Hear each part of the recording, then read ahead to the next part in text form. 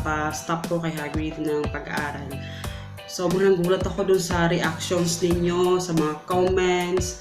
Sobrang daming comments na hindi ko halos matapos basahin yung iba sa sobrang dami. And ito yung video na to, gusto kong sagutin at i-explain ng mabuti sa inyo kasi parang hindi tayo nagkaintindihan yun.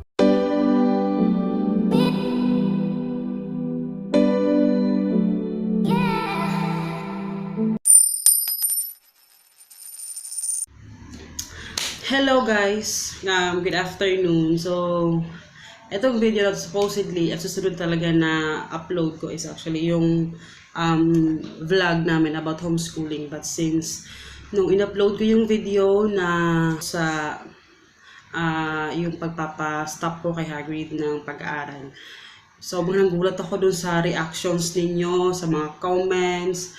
Sobrang daming comments na hindi ko halos matapos basahin yung iba sa sobrang dami. And ayun, so ito yung video na to, gusto kong sagutin at i-explain ng mabuti sa inyo kasi parang hindi tayo nagkaintindihan dun sa part ng pag-homeschool at pagpapastop namin kay Hagrid. Okay, so now, first of all, gusto kong magpasalamat sa lahat ng mga nag-message. Sobrang minsan panatagos sa puso yung aking talaga kasi yung mga messages ninyo, kasi yung iba talagang sobrang nag-care sa amin, naiintindihan ko yung mga concerns ninyo, and talaga yung iba personal messages pa yung nag-message sa akin, tinutulungan ninyo ako para paano gawin yung mga bagay-bagay na ganyan. And yun, sobrang salamat, sobrang na-appreciate ko po yun. And okay, let's start dun sa mga issues na nababasa ko sa comment section and sa mga Facebook page ko. So, start tayo sa ni Hagrid, sa pag-stop sa pag-aaral. Okay, ganito kasi yun guys. Si Hagrid, hindi namin siya pinastop namin si Hagrid. Ang pinaka-reasons talaga nun is yung issues niya sa school. And actually, wala talaga sa plano namin na ipastop talaga siya ng pag-aaral kasi gusto ko talaga tapusin niya yung grade 1 niya. But, hindi ko masabi sa inyo yung, alam mo yung pinaka-detalye doon sa nangyari sa school. Pero, may mga issues na nangyari sa school and naiintindihan naman kami ng mga teachers doon sa naging desisyon namin. At saka yung sa issue dun sa pagka-claim na merong sakit si Hagrid na ADHD, kaklaruhin ko lang po, hindi po ako nag-claim na merong sakit si Hagrid. Ang sinabi ko lang po sa video is meron siyang mga signs ng ADHD. So, signs lang yung sinabi ko. Hindi ako nag-confirm na meron siyang ganon. Pero meron siyang mga signs na nakikita ko. Siyempre, ako yung nanay, diba? The reason nakabisaya na tuloy ako, bakit hindi ko pa siya pinapa-check up, it is because syempre bata pa kasi si Hagrid. She is only 5 years old, so may tendency na talagang malikot lang talaga siya. So, diba? Kasi dati naman, malikot talaga si Hagrid. May nagsabi din na late bloomer, baka late bloomer. Yes, si Hagrid po ay late bloomer talaga siya. Matagal siya nakapagsalita. And, ayun. So, kaya hindi ko pa siya pinapa-check up kasi gusto ko muna na ako yung ngayon na pinastop namin siya doon sa school kasi gusto ko, ako yung tumutok sa kanya para makita ko talaga kung ano yung mga, alam mo yung ginagawa niya sa bahay, kung ano yung mga ginagawa niya sa labas, sa pakikipagkaibigan. Siyempre makikita ko yun kasi kami yung magkasama lagi. So syempre kailangan ko munang makita yun kasi pagdating din naman namin sa doktor, tatanungin din naman niya ako tungkol dito. Ako lang din naman yung sasagot sa kanya kung bakit, ano yung mga nakikita ko sa anak ko, ano yung mga signs na nakikita ko, bakit ko siya bakit ganit pinakonsult ko siya, 'di ba? So ako lang din naman yung masasabi sa doktor. Kaya kailangan ko lang ng time na makasama sa Hagrid sa bahay na kami lang. Titingnan ko kung ano yung improvement, kung meron ba talaga or malikot lang talaga siya or hindi lang talaga siya maintindihan ng mga teachers or ng mga tao, ganyan. So, yun yung pinaka-reasons namin. Bakit namin siya pinastop kaagad? Kasi nga, merong malaking issue na nangyari sa school na, syempre, as nanay, sobrang, hindi naman siguro kami iiyak ni Papa kung hindi kami nasaktan, diba? Pero, ayun nga, naiintindihan kami ng teachers. So, yung usapan namin sa mga teachers at saka yun sa principal, yun, nagkaintindihan naman kami. Ang ano yung sinasabi ko, na may sense yung sinasabi ko. Pero, ayun siya. Yun yung pinaka-reasons, okay? So, doon tayo sa homeschooling. So, yung homeschooling, guys, marami na sabi, bakit mo si Hagrid pinapastop mo tapos ipa-homeschool mo, baka mas lalo pa siyang ganito, maganyan yung socialization niya. So, namin nagsabi ng ganon. Yung sa homeschooling naman, guys, yung part sa pag-homeschool, hindi pa man nangyari yung issue kay Hagrid sa school. Na-set na namin ni Papa yung plans namin about homeschooling. Napag-usapan namin yun, nagdebate na kami about dyan, marami na kaming pagdidebate na nagawa ni Papa dyan, bago pa man dumating yung issue na to. So, si Hagrid, hindi namin siya pinastop dahil i-homeschool lang namin siya. Dahil kahit naman may sakit siya o wala, i-homeschool pa rin namin siya. Sadya lang, napaaga lang siya. Kasi supposedly, tatapusin pa niya yung grade 1 niya.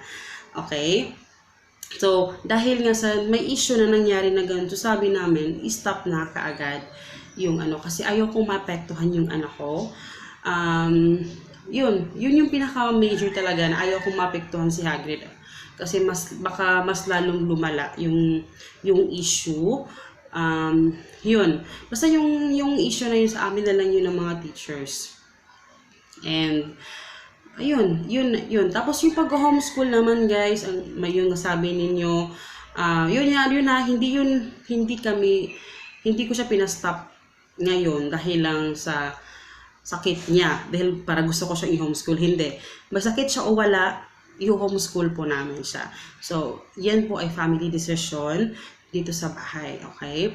And the reason why gusto ko siyang i-homeschool, it is because ako ay naniniwala talaga. Kasi siguro iba-iba tayo ng karanasan sa buhay. Ako, iba yung karanasan ko, iba din yung karanasan mo. So, yung karanasan ko sa buhay, nung bata pa ako, nung grade school pa ako, sobrang laking epekto nun kung bakit ito nangyayari ngayon kay Hagrid. Yung mga decisions namin para sa kanya. Kasi dati nung bata pa ako, madalas akong nabubuli and tawag dito, masyadong wala, kasi nung time nun wala si mama, walang family, parang hindi ako nagabayan ng maayos, ganyan. Basta ang daming mga karanasan ko na ayaw ko maranasan ni Hagrid. Kaya medyo nag-iiba yung pananaw ko sa buhay dahil dun sa karanasan na yon. Kaya, yun, we have our own reasons bakit. Pero, number 1 na dun yung kailangan gusto namin kami yung pakilala sa kanya, yung about sa faith, kay God, kung paano gumalang sa ibang tao. Ayaw namin ng ibang tao yung matuturo sa kanya nun. And gusto namin siyang gabayan. Kasi syempre, hindi mo naman maiiwasan na makakasalamuha talaga sa iba't ibang tao. So, gusto namin kami yung gumabay sa kanya talaga. Ayun, mahirap i-explain, pero yun yung namin. And yung sinabi ko naman na hindi pa ako handa doon sa pag-homeschool sa kanya, hindi ko sinasabing, hindi ko ibig sabihin nun na hindi ko ako handa, ibig sabihin wala akong alam about homeschooling, okay? Bago sa akin to, yes, pero bago ko pinasukan itong pag-homeschool, marami na akong ni-research, grabe na yung pag-research ko. Nagtanong na ako sa mga taong mas nakakaalam about sa homeschooling. Nag-inquire na ako sa mga homeschool provider. So, marami na akong mga medyo deep na yung pinag-researchan ko. Hindi lang Google yung aking researchan. Yung mga taong mas may alam sa homeschooling, tinanong ko rin. Imoy's Bailey vlog siya din. Kasi nag-homeschool siya. Sobrang thankful ako sa kanya. Kasi tinulungan niya talaga ako. And sobrang dami. And the more na pinag-aaralan ko yung about homeschooling, the more ako nai-inlove at the more akong mas napupursiging i-homeschool yung anak ko. Okay? So, ganun. And sa socialization naman sa pag-homeschool ni Hagrid, wala akong problema doon, guys. Kasi nga, even pa man na hindi pa nag-aaral si Hagrid, hindi naman ako nag-aalala kasi ano siya, kasi hindi naman siya nag-nursery or diretso siya sa kinder. So, sa socialization niya talaga, hindi ako nag-aalala kasi nga, gala kasi si Hagrid, lumalabas talaga siya, nakikipagkaibigan talaga siya, hindi siya nasa loob lang ng bahay. Lumalabas talaga siya. And dito pa lang sa labas ng bahay namin, guys, mas marami pang bata dito kasi doon sa classroom niya. Kasi sobrang daming bata dyan sa labas at pumapasok dito. So, yun yung mga nakakalaro niya. And then, alam mo yung socialization, it's either homeschool ka man o hindi. It's really depend dun sa parents. Kasi meron namang mga bata na nag-aaral naman sila sa mga normal na school, 'di ba? Pero yung socialization niya hindi naman ganoon kaano kasi nga pagpunta sa school, ayun, mag-aaral, pagdating sa bahay naka-gadget, so hindi mo na makakausap, hindi na lumalabas. So, wala ding socialization, 'di ba? Kahit nag-aaral pa siya sa normal na school. So, it's really depend, 'di ba? Kasi sa akin naman hindi naman siya laking gadget. Hindi siya laking gadget talaga. So, talagang lumalabas siya. Kasi nga, di ba, active siya. So, hinahayaan ko siya sa labas. Tapos, pag nawawala siya dito sa akin paningin, alam na namin kung saan siya pupunta dun sa mga kapitbahay namin dito na naging kaibigan na niya. So, never naging issue sa akin yung socialization. Homeschool man o hindi, it's really depend dun sa parent. Okay? So, ano pa ba yung mga issue? And, yun lang ata. Parang na-address ko na ata yung ibang mga issue. And nagpapasalamat na ako sa lahat ng mga support ninyo. And it's really a family decision. Ang akin lang hinihingi, guys, kailangan ko yung support ninyo. Siyempre, yung inyong encouragement. Kailangan ko yan ngayon. And ayun, nagpapasalamat ako doon sa mga nag-message sa akin about sa doktor na pupuntahan ko dito. Kasi syempre, wala din akong alam doon. Pag darating na yung time na mapag-desisyon na namin ni Papa na okay, kailangan na talaga namin siyang ipaano sa doktor, yun, pwede na. Pero for now, hayaan niyo muna kaming si Hagrid na kami lang muna yung magtingin sa kanya. Kasi syempre, pagdating sa doktor, gusto ko may maisabi ako sa doktor na eto siya, eto. Okay? So, ngayon, under observation ko muna si Hagrid. And, yun lang.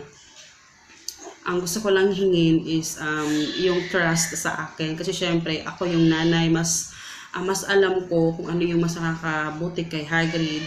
And, for me, mas feeling ko mas makakabuti ito sa kanya.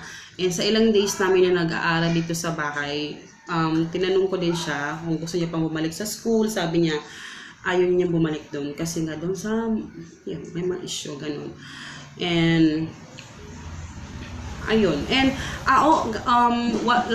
last one pala is yung sa pag-aaral ni Hagrid. Sa pag-aaral kasi ni Hagrid, hindi lang ako basta lang magtuturo sa kanya ng ano. Kasi pag ganyan niya mag-homeschool, magte-take lang siya once a year. Kailangan niya lang mag-take ng exam sa DepEd na PEPT test. I think, parang once a year lang ata na PEPT test. Yun lang yung iti-take niya. Pag napasa niya yun, kung ano yung level niya sa edad niya, doon siya papasok. Kung gusto ko na siyang ibalik sa regular school. So, ganyan yung mangyayari, guys. So, bago pa ako pumasok dito sa pag-homeschool, alam ko na yung mga bagay na yan. So, hindi lang ako basta-basta pumasok doon na wala akong bala, diba? Ang sinabi ko lang doon na hindi ko napaghandaan is yung mga gamit namin. Hindi pa ako nakapaghanda talaga kasi nga biglaan. Pero, alam mo yun, mabilis lang naman mabibili yung mga kagamitan na yan, diba? So ayun, yun lang ata.